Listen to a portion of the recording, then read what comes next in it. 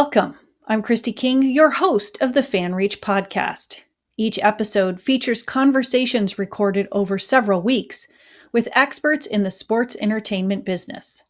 From former NFL players and current sports business experts Kenyon, Rasheed, and Brian Jones, to FanReach's leadership team, you're going to hear insightful and instructive observations on the present and future of technology in the sports business. I hope you enjoy this podcast enough to look for more great conversations from us in future episodes. You can also follow FanReach on YouTube and LinkedIn to keep up with the latest in sports mobile app technology. Let's get started. If you're talking about games and artificial reality and games leading to betting in some way, shape, or form. All of that stuff is engagement that obviously can be tied very tightly to the game of the day, but also leads you to be able to do some things off season, outside of the 3 to 6 months a year that your sport takes place. There's a reason the NFL pushed back their free agency period, and then they further pushed back the NFL draft because they wanted to remain in the news cycle year round, and they've accomplished that. The number one investment opportunity in sports business right now are tools that augment the viewing experience, because we're not in the stadium these days. So what the pandemic has really opened teams' eyes is if they can't come in our venue, we can't reach them. We don't know who they are. It has made the importance of identity that much more important when you come to a stadium. We now have to identify you so we know where you're at. So if things happen and we can't get in touch with you, we know how to reach you. Now, how do we know that these things are happening? Teams are starting to realize, and I think BJ said this last week, that they are now sports and entertainment companies and not teams, because it's very hard to sustain the operational cost around 8 home games a year. So what you see now is amphitheaters being built around stadiums to have auxiliary concerts. You see restaurants, you see entertainment districts being built around the stadium. Why? Because we want you more to come back to our stadium more than 8 times a year and start using the cash conversion that we're looking at our touch points that we control. Because the more you do that, the more data we can collect on you. I always say, think about Disney. Disney has a great model because you can go to a Disney park, you can buy at a restaurant, but that information, even though it may be Chick-fil-A's or whatever that restaurant is going upstairs to Disney. It's going through that park. Teams and owners are starting to realize the power in their audience that they can attract over and over again. Now, being able to identify who they are, where they're coming from, and what those likes and dislikes are is the stage that we're in today. But that's what makes the mobile platform so critical in that identity process, because we know everybody's walking into that stadium with a phone. We know in the next 2 years, you will not be able to use a paper ticket. You're going to have to use the phone. So who happens to run the platform on the phone? FanReach. So we play a critical role in helping teams get that identity and get that remote connection. And then the marketing and the strategy that goes within that with our partners and Pronto and Real Life Tech and Venue Ties and Venue Next and all the partners that we have. Our goal is ultimately to blend it together to get you to that end objective of driving conversions, driving engagement, and driving identity in your fan base. What are some of the things that teams can do maybe in the moment or very soon after that they kind of really wouldn't be able to do without that analytics platform being available? You go first on this, BJ. I might talk too long. No, go for it. It's a big thing because we in our industry use the word data and analytics a lot. Mm-hmm. And I would always ask, what does data mean to you? What does analytics mean to you? We can pull as much data and analytics on people as we possibly can, but if it doesn't give you an answer that you're looking for, what good is it? And it needs to be an answer at the time of relevance. You need to understand what they're doing, when they're doing it, and when they ask the question and push them toward an objective that they want and that you want to provide. So example, take you through the fan journey, right? My favorite player, let's say, is Jared Goff. So I would be able to identify as a Jared Goff fan at some point of my fan journey of buying a ticket and giving you my identity. Why?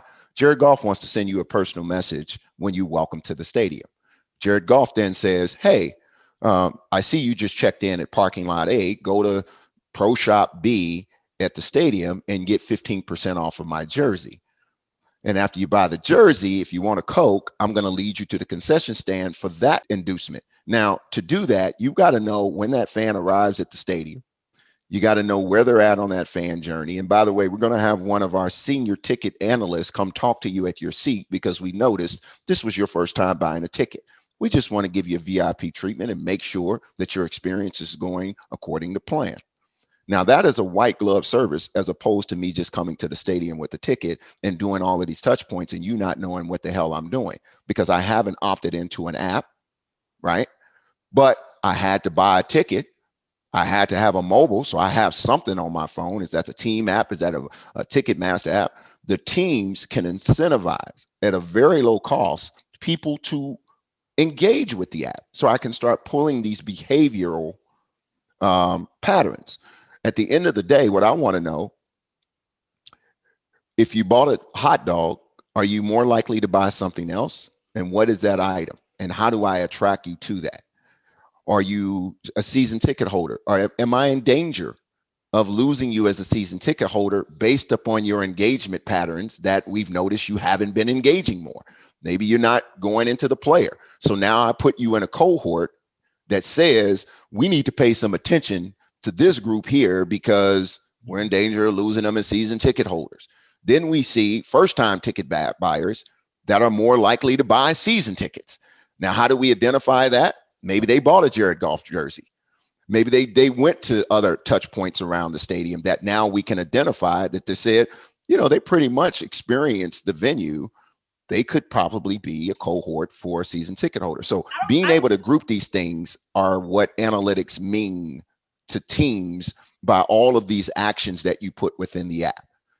I got all excited and stomped all over you because you're making a spectacular point about what teams can do now post-COVID, right? If they've done a really good job between when this hit the fan a year ago this month and now into the coming months, because we're not done yet, if they did kind of a lot of this stuff right, you know, and again, to give everybody credit here, because, oh my God, we were all trying to, everybody, this was insane and everybody had to figure it out. But if you actually kind of stuck to your guns and you put out content and you put out engaging things through this app, what happens now, right, based on what you're saying, is as people now potentially come back to the stadium, they're even more engaged and more invested in the team than they were before COVID. Exactly. Which is, I never thought about that till you kind of alluded to, then you understand who these people are and you're continuing to it's not just using the data.